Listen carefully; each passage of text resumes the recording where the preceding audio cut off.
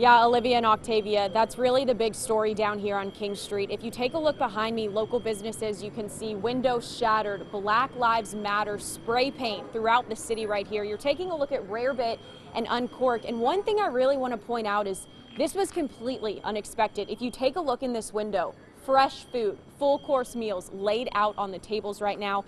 I spoke with a lot of restaurant owners and they said they really didn't see it coming. They thought they had more time, and when all the madness started to hit, they told their customers, get up, go, don't worry about the bill, we've got you covered. And it's just something we're seeing throughout the morning as they work to clean up the glass that shattered, the fires that were set. We hear alarms in the distance. We'll take a walk down King Street later in the show, but for now in downtown Charleston, Temple Ricky, count on 2. Olivia and Octavia, it is a sad story down here on King Street this morning. Behind me, we take a look at the William Aiken house. You can see spray painted, vandalized. It says Black Lives Matter, BLM, and this is pretty consistent throughout downtown Charleston. It's what we're seeing on the buildings. We're going to take a walk up Upper King Street. We were just on Lower King Street where really the damages weren't too bad, but here is definitely a different story. In front of us, we're going to cross this crosswalk. We have Basil, and you can hear the glass getting cleaned up from crews right here. And one thing about these restaurants, I talked with a few owners earlier, they just didn't see it coming. If we take a look inside this storefront, you can see that there's food still on the table. There are drinks half drank. And when I talked with some owners earlier, they said that the safety of customers was their main priority. A lot just told them, hey, get out, go get safe. We don't worry about the bill, essentially. Now we're gonna walk this way. If we turn the camera, you can see glass shattered throughout the streets. Again, storefront windows definitely busted, cracked. It is pretty bad here in downtown Charleston. And if we take a look, graffiti shattered throughout, just graffiti spread throughout the walls, excuse me. We have to be very careful about what we show you, a lot of profanity, but right here, it started it all. I can't breathe. And then spray painted further, it says justice for Floyd. We'll continue to monitor the situations in downtown Charleston, but for right now, it's daylight. We're getting a first look at the extensive damage. Everyone in the community is working to clean up. We have seen people who aren't from Charleston coming to the area with brooms, just cleaning up loose glass on the street, loose glass on the sidewalks. It is definitely a sad sight to see here in downtown Charleston, and we'll keep you updated throughout the rest of the morning. Reporting in downtown, Temple Ricky, count on 2. Hey, thanks so much, Danielle. We're on King Street right now. It's a little hectic out here. A lot of people trying to get their first sights at what really went down last night. You can see shattered store windows behind me. This is the El Jefe on Upper King Street. And if we take a walk up here, the story is really the same. We're seeing graffiti splattered throughout the restaurants and storefronts. Now, some are very explicit. We're doing our best not to show those on camera for you. If you take a look at Rarebit, you can see the window smashed, a sign, a plea put up saying black chefs work here. Our children need our income. You can see a lot of fear was spread throughout King Street last night. Tables getting thrown through windows, as you can see right here. And it's just a sad story right now on King Street. As the cleanup continues, we have a lot of volunteers just working to get glass off the sidewalks on downtown King. Reporting in downtown Charleston, Temple Ricky, count on 2. Thanks so much, Danielle. I am on Upper King Street. We've been surveying the damage all morning, and like you mentioned, the cleanup is underway. People bringing their own shovels, their own brooms. We've seen it right outside here, the storefront of El Jefe. Now, I spoke with the owner a little bit earlier. He's going to pop out and join us for an interview in just a second, but he said none of these boards are his. These were all donated. If we actually, let's go ahead and step in the restaurant. We can get a closer look, and we can survey some of the damage, but owner Roy Neal tells me that crews have been helping him clean up. They actually knocked the remnants of the glass that were in the storefront out, and other crews have come and picked up the glass. They have picked up all the debris, and it has just really been a team effort here at El Jefe last night. I see him walking in the distance. We're going to go ahead and get him in this interview.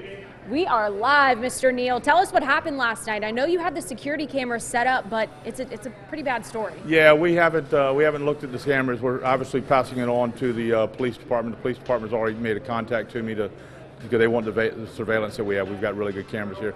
You know, it was just a war zone last night. I want to thank the police again they gave us first notice around 8:30.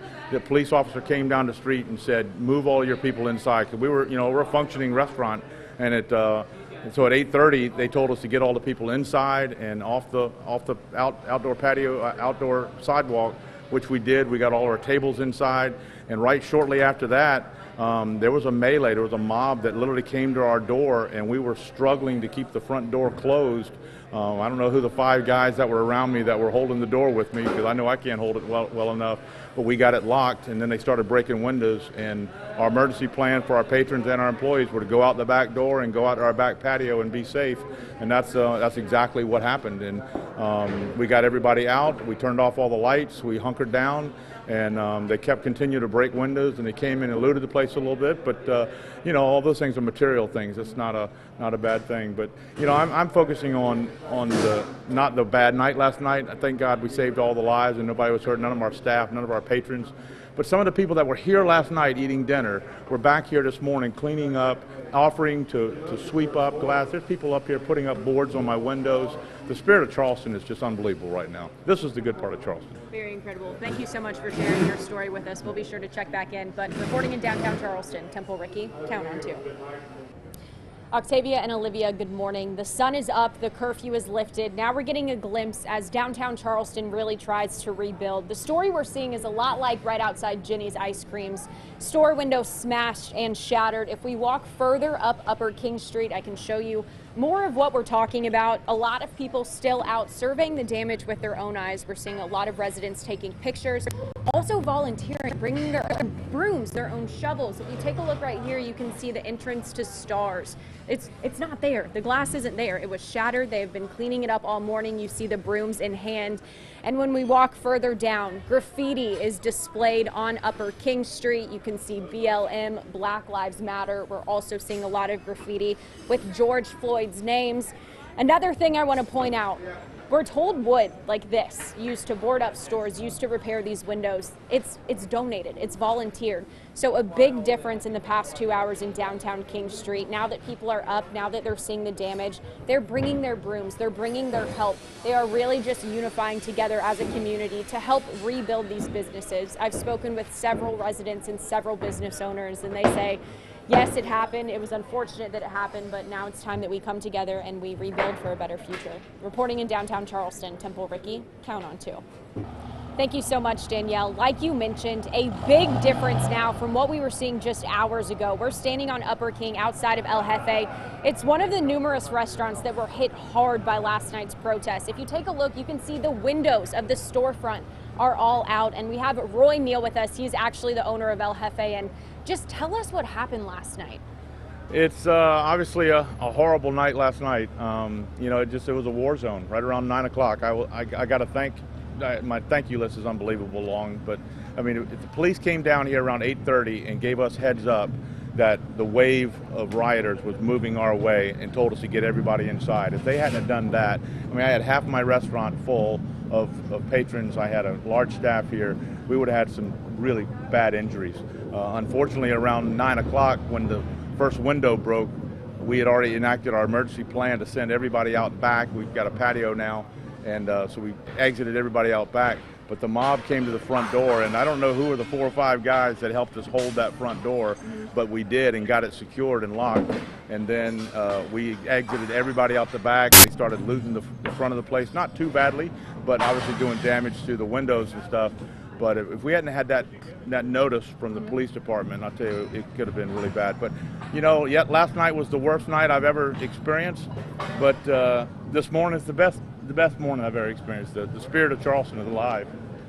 Look around, it's amazing. Certainly. The spirit of Charleston is here and live, and people are helping everybody door by door by door. I got people putting up wood. I didn't buy any wood this morning. They're up here they're putting wood up for me. So it's just amazing now. Well, thank you so much. We'll be sure to check back in with you throughout the rest of the half hour. But like he mentioned, a big difference in the restaurant storefront of El Jefe. All the glass is cleaned up on the sidewalks. He said he didn't buy wood. Volunteers, people who have no association with the restaurant. It's what we're seeing up and down King Street, coming out with brooms, buckets, dustpans, just working to rebuild Charleston. Reporting in downtown Charleston, Temple Ricky, count on 2.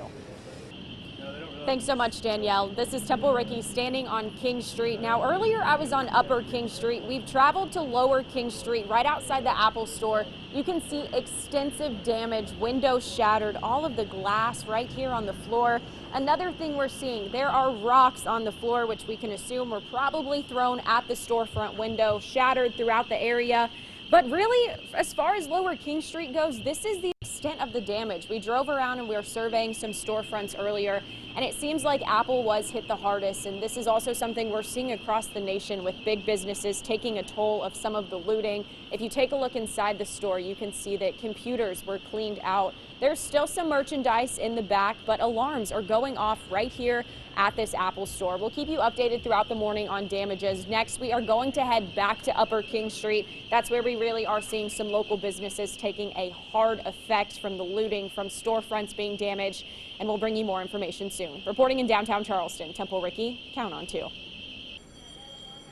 Octavia, Olivia, good morning. It is a sad sight to see on King Street this morning. The curfew was lifted at 7 o'clock, and now we are really starting to see for the first time in daylight what happened on King Street last night. If you take a look behind me, a very popular spot, Jenny's Ice Cream. You can see that the store has been hit. We don't know with what, but windows are broken, ice cream all over the street.